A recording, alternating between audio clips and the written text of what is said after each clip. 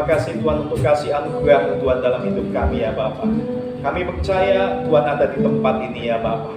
Kami minta hadirat Tuhan nyata atas tempat ini ya Tuhan. Kami percaya Roh Kudus-Mu akan menyertai setiap kami. Jadikan tanah hati kami Tuhan, tanah hati yang baik, tanah hati yang syukur ya Bapa. Biar firman-Mu Tuhan itu boleh berakar, bertumbuh, berbuah berkali lipat kali ganda dalam kehidupan kami ya Bapa. Serahkan Tuhan di dalam tangan-Mu ya Bapa saat ini. Kalau sudah kami akan mendengar firman-Mu, biar Tuhan menyertai hamba-Mu. Bukan oleh hikmat marifat manusia, tapi oleh karena keyakinan akan Roh Kudus, hamba-Mu akan menyampaikan isi hati Tuhan. Hanya dalam nama Tuhan Yesus, kami telah berdoa dan ucap syukur yang percaya katakan amin. Silakan duduk kembali.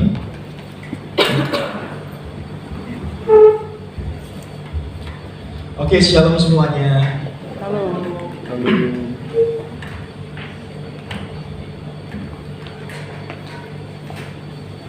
Oke, mungkin beberapa sudah tahu saya atau beberapa belum kenal ya. Nama saya Oi Meng Hoi, agak sulit ya. Nama saya Oi Meng Hoi. Saya saat ini merintis gereja di sini, merintis gereja GKI MCC. Saya di tempatnya di SD Kristen 1 Pajajaran ya. Kami belum punya tempat, kami pakai itu dan banyakan masih oma-oma dan opa-opa. Nah, saat ini kita sama-sama mau belajar firman Tuhan dan tema saat ini adalah victory. Nah, victory atau kemenangan. Nah, kalian tahu bahwa kalau kita itu akan mengalami yang namanya kemenangan, kalau kita mengalami yang namanya kemenangan, mau tidak mau kita itu sendiri harus menjadi seorang pemenang. Sebetulnya dari sejak kita lahir, kita itu ditentukan sebagai pemenang. Dan harusnya kehidupan kita akan mengalami kemenangan demi kemenangan. Kita tahu bahwa pada waktu kita lahir, kita itu sendiri itu sebuah kemenangan juga. Ya, kita tahu kita diawali dengan yang namanya kita tahu namanya sel sperma dan sel telur. Dan sel sperma itu cuma satu aja yang bisa membuahi sel telur. Dan kita semua itu yang menang saat ini. Ya, jadi kita itu punya benih pemenang dan kita harusnya menjadi pemenang di dalam kehidupan ini. Amin. Nah, tetapi ada banyak hal yang terjadi dalam kehidupan ini. Iblis ingin membuat kita itu tidak mengalami kemenangan demi kemenangan. Setiap masalah-masalah yang kita hadapi, setiap mungkin persoalan yang kita hadapi, setiap mungkin pergumulan yang kita hadapi, iblis membuat kita seakan-akan kita tidak bisa menang, tidak bisa victory dalam setiap pergumulan kita.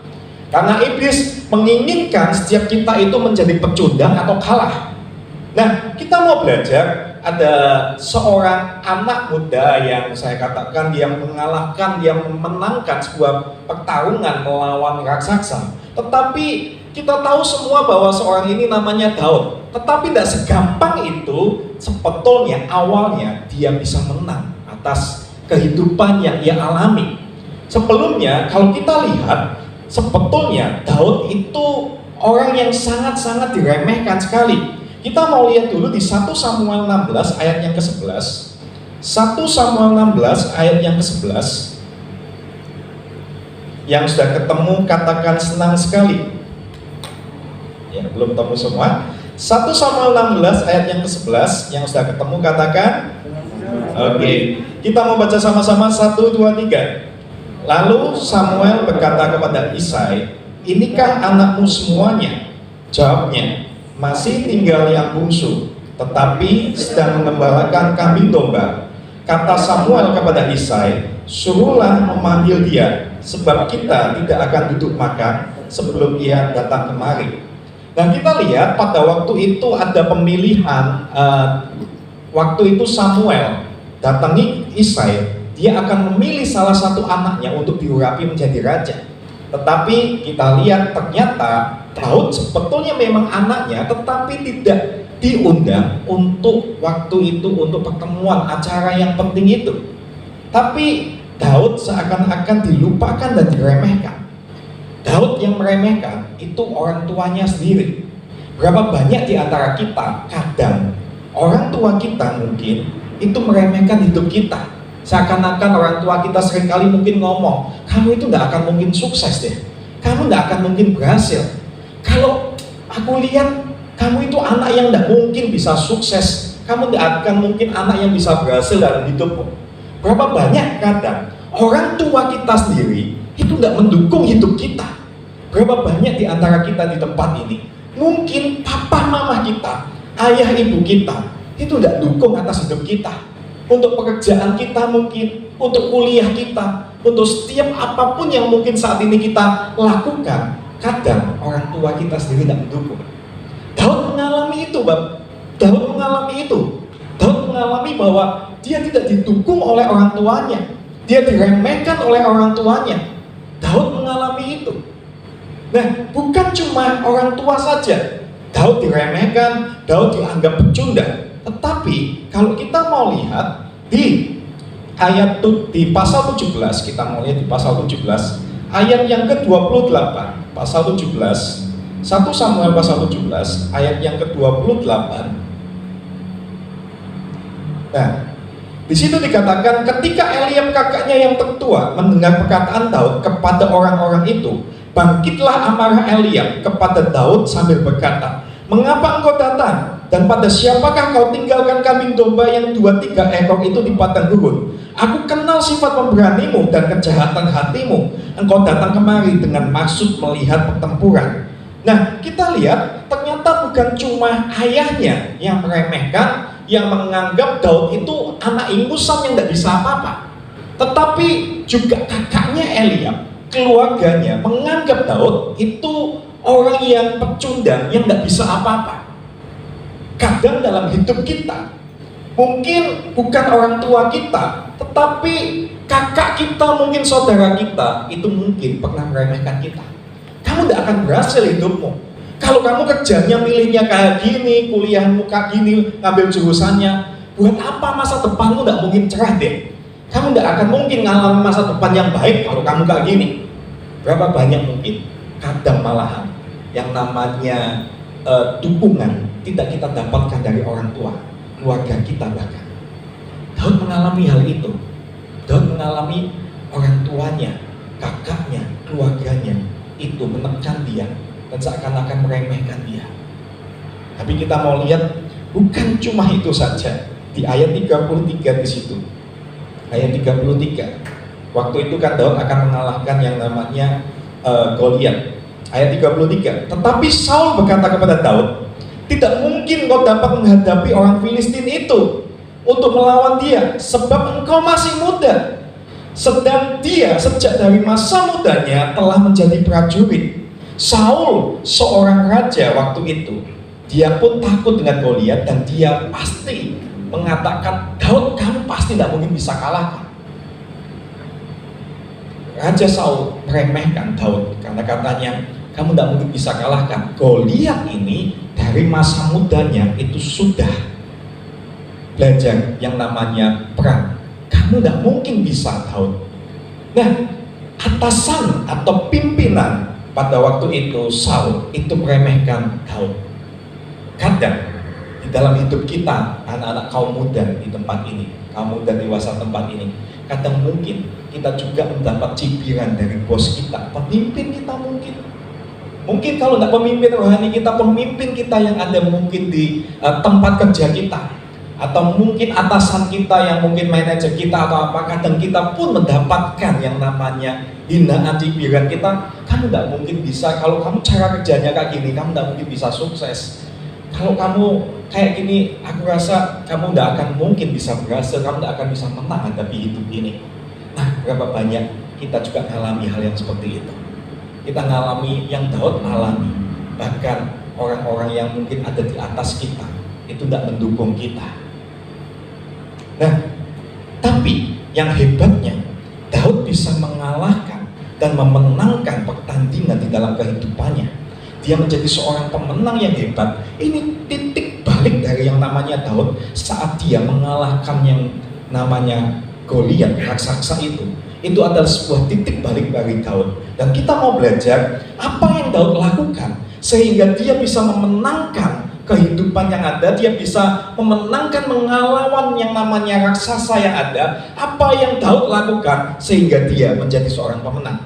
Kita mau lihat sama-sama 1 Samuel 17 ayat yang ke-32. 1 Samuel 17 ayat yang ke-32. Perikop ini itu pada waktu Daud akan mengalahkan Goliat. Nah, kita mau belajar yang pertama di 1 Samuel 17 ayat yang 32. Mari baca sama-sama, 1, 2, 3. Berkatalah Daud kepada Saul, janganlah seorang menjadi tawar hati karena dia. Hambamu ini akan pergi melawan orang Filistin itu. Nah, waktu itu Daud ngomong sama Saul, jangan jadi tawar. Aku tetap akan punya tekad, aku punya keinginan untuk mengelawan yang namanya orang Filistin itu. Aku mau punya tekad untuk tetap melawan orang Filistin itu. Tidak peduli orang ngomong kayak apapun, tidak peduli orang ngomong aku masih muda, aku tidak bisa kalahkan, tidak peduli ngomong mungkin Goliat itu orang yang pandai perang, tidak peduli. Tapi yang penting aku tetap punya tekad, aku punya keinginan untuk aku melawan dia. Aku akan maju ke dalam yang namanya medan pertempuran itu. Nah, hal apa yang bisa kita dapatkan di sini? Yang pertama, untuk kita menjadi seorang pemenang, untuk memenangkan setiap pergumulan-pergumulan kehidupan ini, engkau harus punya tekad dan usaha di dalam kehidupan ini. Amin. Daud punya tekad dan usaha. Setiap kita, kalau kita mungkin mempunyai mimpi sebesar apapun, bahkan mungkin mimpi tidak usah besar-besar, sekecil apapun, kalau kita tidak punya tekad dan usaha, kita tidak akan bisa memenangkan yang namanya mimpi-mimpi kita. Amin. Kita tidak akan bisa dapatkan mimpi kita. Kalau kita pingin untuk kita sukses, tapi tanpa tekad dan usaha, percuma, kita tidak akan bisa mencapai itu. Amin. Yang harus kita lakukan yang pertama adalah kita harus punya tekad dan usaha. Daud mengatakan, jangan tawar hati seorang pun, hambamu ini akan pergi melawan dia. Dia punya tekad, dia punya yang namanya keinginan untuk berusaha mengalahkan yang namanya Goliat. Apapun kata orang, yang pasti aku tetap punya tekad. Saat ini, apapun mungkin orang menganggap kita butuh, kita tidak bisa apa-apa. Mungkin banyak orang meremehkan kita, orang tua kita, keluarga kita, bahkan atasan kita. Tidak usah peduli, kalau Anda memang yakin itu mimpimu, Anda harus punya tekad dan usaha untuk mencapai mimpimu. Amin. Nah, kita tahu setiap kita, kalau kita punya tekad dan usaha, kita akan bisa mencapai mimpi itu. Ada di satu desa. Itu di desa itu ada yang namanya sayembara. Di satu desa ini ada satu sayembara diadakan oleh seorang yang kaya raya, tapi dia juga seorang yang kuat. Lalu si orang yang kaya ini dia membuat sayembara seperti ini. Saya punya 1 jeruk dan saya akan peras sampai tetes penghabisan. Dan siapapun di tempat ini yang bisa memeras setelah saya bisa 1 tetes saja, itu saya akan kasih hadiah uang yang besar. Lalu beberapa orang-orang di desa itu, dia mencoba untuk memeras dari kulit jeruk itu, ternyata tidak bisa. Lalu ada seorang yang kuat kayak bodyguard kayak gitu, dia coba, ternyata tidak bisa. Sampai agak sore menjelang malam, tidak ada 1 orang pun yang bisa untuk memeras dari kulit jeruk itu. Akhirnya waktu sayembara itu hampir ditutup, ada seorang wanita yang kurus, wanita setengah baya, dia kurus, benar-benar kurus. Dia ngomong, saya mau coba Tuhan. Lalu akhirnya pada waktu dia naik ke panggung, orang-orang itu meremehkan, gak mungkin bisa. Tapi ternyata si wanita yang kurus ini, dia coba untuk menekan-nekan, dan dia coba untuk memeras dengan sekuat tenaga. Dan ternyata dia teteskan 1 tetes dari jeruk itu, 1 tetes air itu ternyata itu menetes dari kulit jeruk itu. Lalu semua orang bertepuk tangan. Kemudian sang yang membuat sayembara itu, setelah dia memberikan kado atau hadiah uangnya, dia bertanya kepada wanita ini, saya selama ini dari desa ke desa melakukan sayembara ini, tidak ada satu orang pun yang bisa memeras kulit jeruk yang sudah saya peras itu. Kenapa kamu bisa? Lalu si wanita setengah baya ini dan yang kurus ini, dia ngomong, Tuan, asal Tuan tahu, semenjak suamiku meninggal dan saya ditinggal 5 orang anak, untuk tekad apapun saya semuanya bulat-bulat, Tuan. Apapun yang harus aku lakukan, memeras jeruk sampai sekuat tenaga habis pun, aku akan melakukannya. Karena tetesan terakhir itu bukan oleh karena kekuatanku, tapi oleh karena tekadku untuk memberikan makan 5 anak. Adik-adik di tempat ini, percayalah, kalau Anda punya satu tekad dalam hidup, Anda punya satu tekad dan usaha, apapun saat ini pergumulanmu, apapun saat ini keinginanmu dan impianmu, engkau akan menjadi seorang pemenang dan Anda akan memenangkan setiap impian-impian Anda. Amin. Nah, lalu yang kedua kita lihat di ayat 34 sampai 36. Ayat 34 dan 36. Di sini dikatakan, tetapi Daud berkata kepada Saul, hambamu ini biasa mengembalakan kambing domba ayahnya. Apabila datang singa atau beruang yang menerkam seekor domba dari kawanannya, maka aku mengejarnya, menghajarnya, dan melepaskan domba itu dari mulutnya. Kemudian apabila ia berdiri menyerang maka aku akan menangkap janggutnya, lalu menghajarnya dan membunuhnya. 36. Baik singa maupun beruang telah dihajar oleh hambamu ini, dan orang Filistin yang tidak bersunat itu, ia akan sama seperti dari salah satu binatang itu, karena ia telah mencemooh barisan daripada Allah yang hidup. Waktu itu Daud diomongin, tidak mungkin bisa kamu kalahkan si Goliat itu, dia sudah pandai perang sejak masa mudanya, kamu itu masih anak ingusan. Tapi Daud ngomong kayak gini kepada Saul, hambamu ini biasa gembalakan kambing domba. Kalau ada yang mengganggu domba dan itu beruang ataupun singa, aku akan kalahkan dan habisi singa atau beruang itu yang mengganggu setiap domba-domba yang hambamu ini gembalakan. Nah, kita tahu bahwa akhirnya Daud pun bisa mengalahkan Goliat. Dia tahu pengalaman-pengalamannya waktu itu yang mungkin dianggap sepele, yaitu mengembalakan kambing domba, dan dia kalahkan beruang dan singa. Tapi ternyata lewat pengalamannya itu, dia punya iman yang kuat, dia punya yang namanya mental yang kuat untuk menghadapi Goliat oleh karena pengalaman-pengalaman yang kecil itu, yang mungkin orang anggap remeh-temeh pada waktu dia mengembalakan domba-domba yang cuma 2-3 ekor saja itu. Tapi oleh karena hal-hal kecil itu, karena dia setia dari hal-hal kecil untuk menjaga domba, dan dia mengalahkan setiap apapun musuh yang ada, akhirnya dia pun memenangkan pertandingan dengan Goliat. Amin. Nah, hal yang kedua yang bisa kita pelajari adalah Daud itu tidak menyia-nyiakan yang namanya kesempatan-kesempatan kecil untuk mencapai hal yang lebih tinggi. Setiap kita, kalau mungkin kita ada hal-hal yang kecil yang mungkin kita diberi tanggung jawab yang kecil pun, kita harus lakukan itu. Kalau mungkin di tempat pekerjaan kita, mungkin di tempat kuliah kita, kalau mungkin itu hal-hal tanggung jawab yang kecil pun, kita itu harus lakukan. Kita harus kerjakan dengan benar. Karena dengan kita setia dari hal-hal yang kecil, kita akan bisa mencapai hal yang besar. Amin. Kalau kita bisa mengalahkan hal-hal yang kecil, kita pun bisa mengalahkan hal-hal yang besar. Ya, jadi kalau kita ingin jadi pemenang saat ini, menanglah di dalam area-area yang kecil dulu. Kalau kita tidak bisa menang di dalam area-area yang kecil, bagaimana kita bisa memenangkan dalam area yang besar?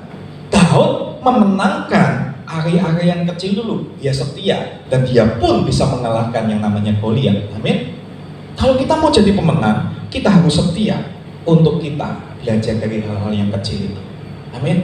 Tuhan pun mengatakan seseorang akan dipercayakan hal yang besar kalau dia setia dari perkara-perkara yang kecil. Nah, ada satu cerita. Ada seorang anak yang bernama Hetty. Hetty ini tinggal di salah satu negara bagian Amerika. Dan di situ dia itu seorang anak desa, seorang gadis desa kecil, umur sekitar 5 tahun. Waktu itu dia lihat, dia pingin untuk datang ke sekolah minggu di desanya itu. Waktu itu masih desa, dia ada satu gereja, tapi gerejanya ini gereja kecil. Nah, pada waktu dia datang ke sana, ternyata gerejanya itu penuh sesak, oleh karena memang tempatnya kecil sekali. Dia akhirnya sedih karena waktu dia mau masuk ke tempat sekolah minggunya itu, semua tempat duduknya itu sudah penuh dan dia cuma di depan. Lalu ternyata sang pendetanya itu datang dari depan dan dia melihat si anak ini kok ada di depan tidak masuk, dan akhirnya dia tanya, kenapa kamu tidak masuk? Dia ngomong, karena tidak ada tempat duduk Pak Pendeta. Akhirnya pendeta ini mengambil tempat duduk untuk si anak ini.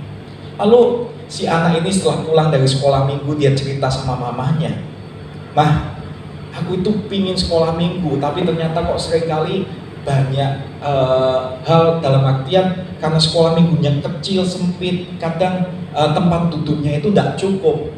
Andaikan memang gereja itu besar ya Mah, bahkan bukan cuma aku, tapi teman-teman yang lain di tempat-tempat ini, di desa ini, mereka bisa juga ikut ke sekolah minggu itu." Lalu mamahnya ngomong, "Sudahlah Nak, kita itu cuma orang kecil, kita bisa berbuat apa?" Nah, sekitar 2 tahun setelah itu, ternyata si anak ini meninggal, dan mamahnya memanggil sang pendeta yang tempat anaknya sekolah minggu ini untuk mengadakan acara penghiburan.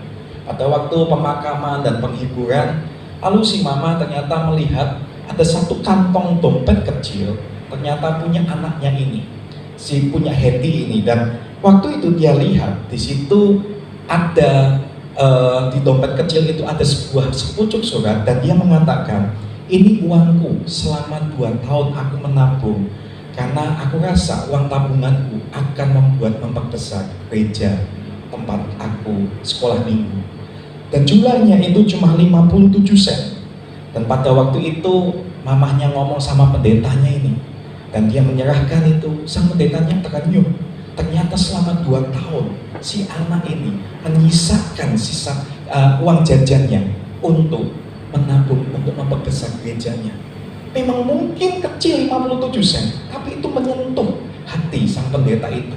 Akhirnya pendeta ini mengkhotbahkan juga tentang cerita anak ini, dan orang-orang terenyuh di situ, dan terdengarlah oleh salah satu surat kabar, salah satu orang yang punya surat kabar, dan itu diceritakan di surat kabar itu. Dan akhirnya oleh karena dimulai dari 57 sen, banyak orang-orang yang bos-bos itu menyumbang ke gereja itu.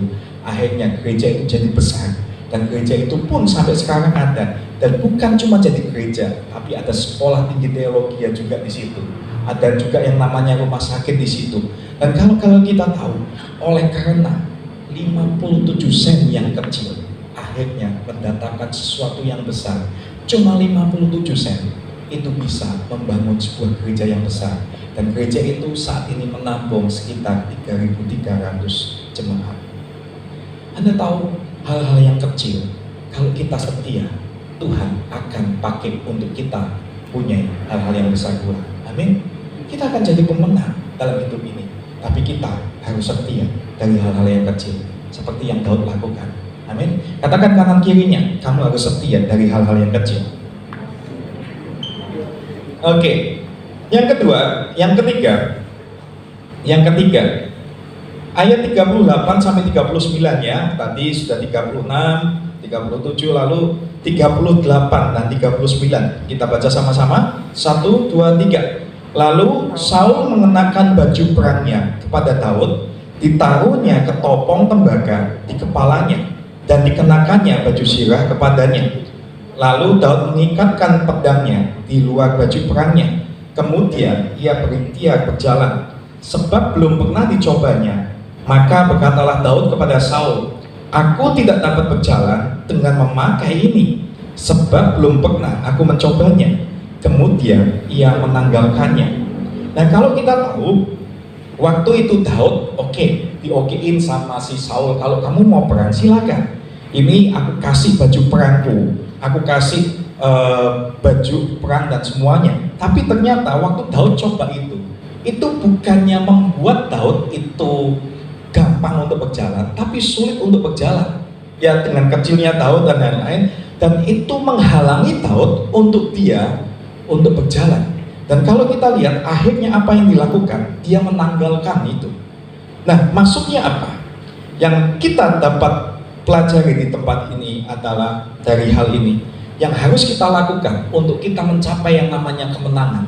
Yang harus kita lakukan, tanggalkan setiap beban yang merintangi dalam hidup kita. Beban apapun itu, baik mungkin dosa kita, mungkin beban-beban apapun, tanggalkan itu. Karena setiap beban dan dosa yang merintangi itu tidak akan bisa membuat kita mencapai kemenangan demi kemenangan dalam hidup kita. Amin. Kalau kita memang mau mengalami yang namanya kemenangan, kita harus menanggalkan setiap beban atau mungkin dosa yang merintangi dalam hidup kita. Kita tahu ada seorang yang namanya Napoleon Bonaparte. Dia seorang pemimpin perang, dan setiap pasukan-pasukan yang dia pimpin pasti akan mengalami yang namanya kemenangan. Dia akan mengalami kemenangan dan kemenangan. Ternyata pernah dia ditanya, apa rahasianya pada waktu kamu memimpin perang dan kamu mesti menang? Dan dia katakan seperti ini, rahasianya adalah pada waktu saya datang ke sebuah pulau dan saya dengan pasukan saya akan berperang di situ. Yang saya lakukan, waktu sudah sampai datang di daratan di pulau itu, pertama kali yang prajurit saya suruh adalah membakar semua kapal-kapal yang kita pakai. Jadi pada waktu kapal itu semuanya dibakar, otomatis dia dan prajuritnya cuma satu yang dilakukan adalah maju berperang, menang ataupun mati. Nah, kapal itu bicara tentang mungkin masa lalu kita, beban-beban yang ada di dalam hidup kita. Kalau kita mau mengalami yang namanya kemenangan, tanggalkan itu, bakar setiap kapal-kapal kita. Apapun yang mungkin menghalangi kita saat ini, setiap beban-beban masa lalu kita harus lepaskan itu, karena kita akan mengalami kemenangan kalau kita mau menanggalkan itu. Amin.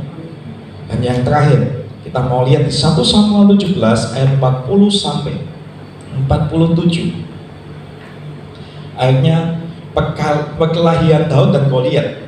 Lalu Daud mengambil tongkatnya, di tangannya dipilihnya dari sungai 5 batu yang licin dan ditaruhnya dalam kantung gembala yang dibawanya, yakni tempat-tempat batu. Sedang umbannya dipegangnya di tangannya. Demikianlah ia mendekati orang Filistin itu. Orang Filistin itu kian dekat menghampiri Daud, dan di depan orang yang membawa perisainya. Ketika orang Filistin itu menunjukkan pandangnya ke arah Daud serta melihat dia, dihinanya Daud karena ia masih muda, kemerah-merahan dan elok parasnya.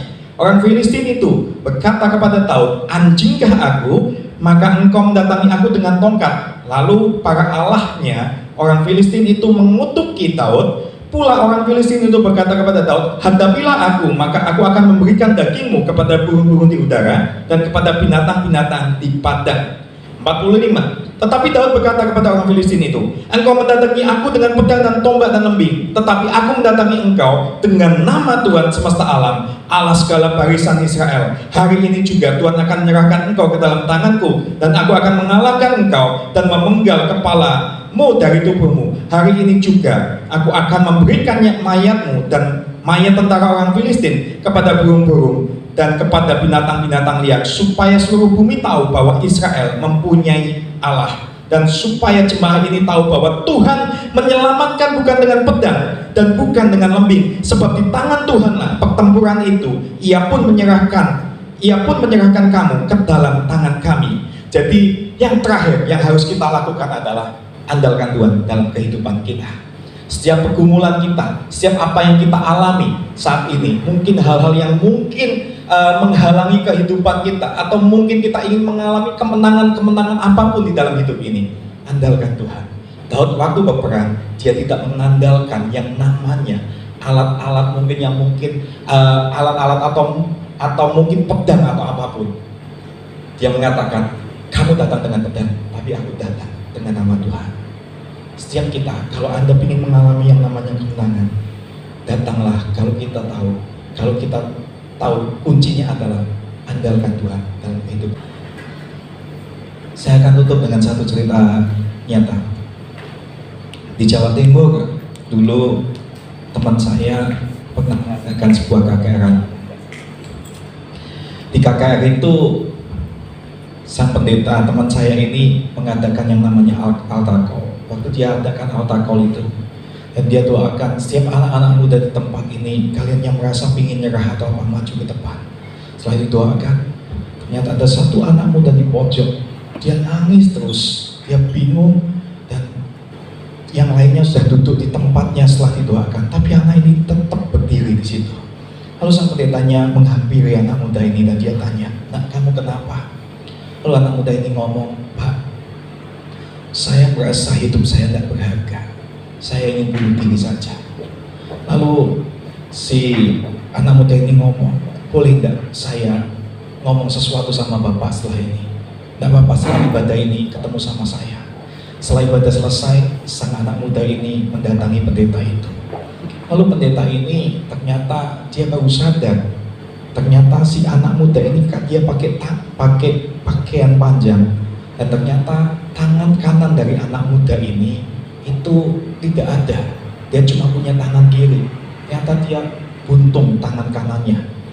Lalu si anak muda ini cerita, "Pak, saya itu dari keluarga miskin. Setelah selesai SMA saya kerja di tempat perkayuan, pemotongan kayu. Waktu saya kerja, ternyata tanpa sengaja saya kepleset dan tangan saya masuk ke mesin dan kepotong. Saya merasa setelah tangan kanan saya hilang, harapan hidup saya pun hilang, Pak Pendeta. Bahkan saya maaf untuk BAB pun saya harus dibantu oleh ibu saya. Saya merasa hidup saya sudah tidak berguna. Lebih baik saya mati daripada saya menyusahkan keluarga saya." Lalu Pak Pendeta ini ngomong, "Nah, setiap kita itu pasti Tuhan punya rencana. Kamu pasti punya yang namanya, selain kerjaanmu di kayu, kamu pasti punya yang namanya hobi atau kamu punya kelebihan. Apa coba?" Lalu sang anak ini ngomong, "Saya memang bisa melukis, Pak. Coba kamu melukis." Akhirnya si anak muda ini melukis dengan tangan kirinya. Setelah dia melukis, dia kasihkan lukisan itu kepada pendetanya itu. Nah, pendeta ini titipkan lukisannya ini di tempat temannya yang toko buku rohani di Jawa Timur. Dan ternyata lukisannya ini laku karena lukisannya ini memang benar-benar bagus sekali. Akhirnya sang pendeta ini ngomong lagi sama si anak muda itu, "Nah, kamu harus kembangkan. Kamu harus kembangkan lukisanmu, dan nanti setelah kamu lukis, titipkan aja ke teman Bapak Pendeta yang di toko itu." Lalu akhirnya dia lakukan itu, dan dia lukis, dan dia lukis, dan dia jual kayak gitu. Anda tahu setelah itu sang pendeta ini diutus ke Jakarta. Setelah sang pendeta ini diutus ke Jakarta, dia jarang ketemu sang anak muda ini. Tapi satu waktu sekitar 5 tahun setelah itu, pendeta ini pelayanan di Jawa Timur lagi. Dan tanpa sengaja sang pendeta ini ketemu dengan anak muda ini lagi. Tapi anak muda ini ngomong, "Pak, sekarang saya sudah tinggal di Bali, saya tidak tinggal di Jawa Timur lagi." "Oh iya, kamu di sana berarti melukis juga?" "Iya Pak, tapi lukisan saya tidak terlalu fokus." "Loh, kenapa?" Lukisan saya saat ini saya cuma untuk sebagai hobi saja, tapi saya tidak fokus jual lukisan." "Loh, saat ini kamu ngapain?" "Saat ini puji Tuhan Pak, setelah saya melukis dan saat ini puji Tuhan ya, saya saat ini punya 2 perusahaan pemotongan kayu." Lalu pendeta ini ngomong, "Nah, kamu tahu dengan 2 tangan kamu cuma jadi bawahan, tetapi dengan 1 tangan kamu punya 2 perusahaan pemotongan kayu." Anda tahu, Tuhan itu dahsyat dalam hidupmu. Andalkan Tuhan. Tuhan bisa ubahkan hidupmu. Anda yang dianggap pecundang, Anda bisa jadi pemenang. Amin. Mari kita siapkan hati kita. Amin. Bapak, makasih Tuhan saat ini ya Bapak. Nyanyikan sebuah lagu terserah. Biar setiap kami Tuhan di tempat ini Tuhan, Apapun Tuhan yang mungkin saat ini kami alami ya Bapa, apapun yang mungkin saat ini Tuhan, kami merasa bahwa kami dianggap remeh, kami merasa kami selalu kalah dalam hidup ini Tuhan. Biar kami menjadi pemenang Tuhan, biar kami mengalami victory itu Tuhan dalam hidup kami ya Bapa. Berkati setiap kami ya Bapa. Nyanyikan sebuah lagu, terserah.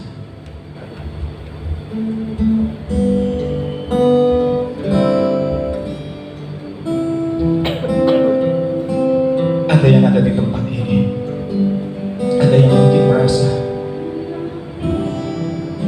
Tuhan tahu, mungkin beberapa orang tidak pernah mendukung aku merasa aku diremehkan, tapi saat ini aku mau percaya Tuhan akan menumpahin hidupku, aku jadi pemenang. Taruh tanganmu di dada kalau Anda mengatakan Tuhan pakai hidupku, walaupun orang mungkin meremehkan aku, tapi aku tahu Tuhan akan memakai aku.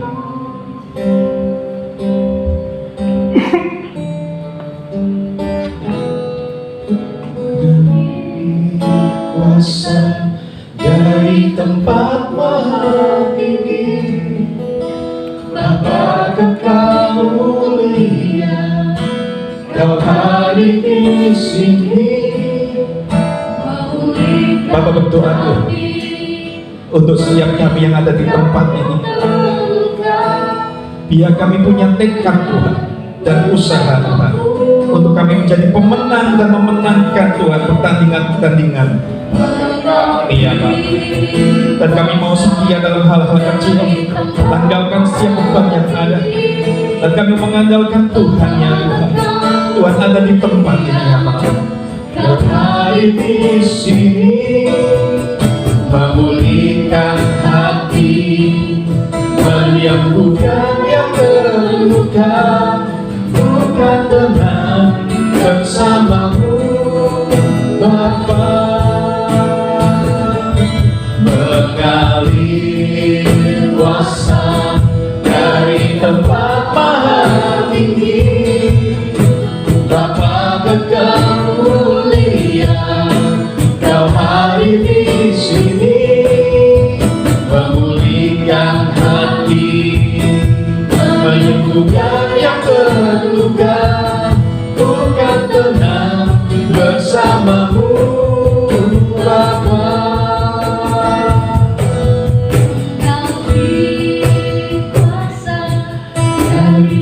Bapa berdoa Tuhan saat ini, kami percaya kasih anugerah Tuhan ada di tempat ini ya Bapa. Memulihkan hati, menyembuhkan yang terluka, ku kan tenang bersamamu Bapa. Tenang bersamamu Bapa. Semuanya taruh tangan di dada kita yuk. Bapa, saat ini Tuhan, Engkau tahu setiap pergumulan hati mereka, apapun yang mereka alami saat ini ya Tuhan. Biar mereka akan jadi pemenang-pemenang yang ada Tuhan. Mereka memenangkan setiap pergumulan masalah hidup mereka ya Bapa. Dan mereka akan mengandalkan Tuhan ya Bapa. Mungkin saat ini Tuhan ada banyak hal yang meremehkan, membuat kami mungkin ingin menyerah. Tetapi saat ini Tuhan, biar Tuhan itu ada dalam setiap hati, setiap jemaat-Mu di tempat ini. Dan setiap mereka akan menjadi pemenang Tuhan, akan mengalami victory dalam kehidupan mereka ya Bapa. Serahkan Tuhan di dalam tangan-Mu Tuhan. Kami percaya kasih anugerah Tuhan menjamah setiap hati mereka saat ini. Dalam nama Tuhan Yesus, dalam nama Tuhan Yesus, biar setiap kami menjadi pemenang. Dalam nama Tuhan Yesus. Haleluya. Amin.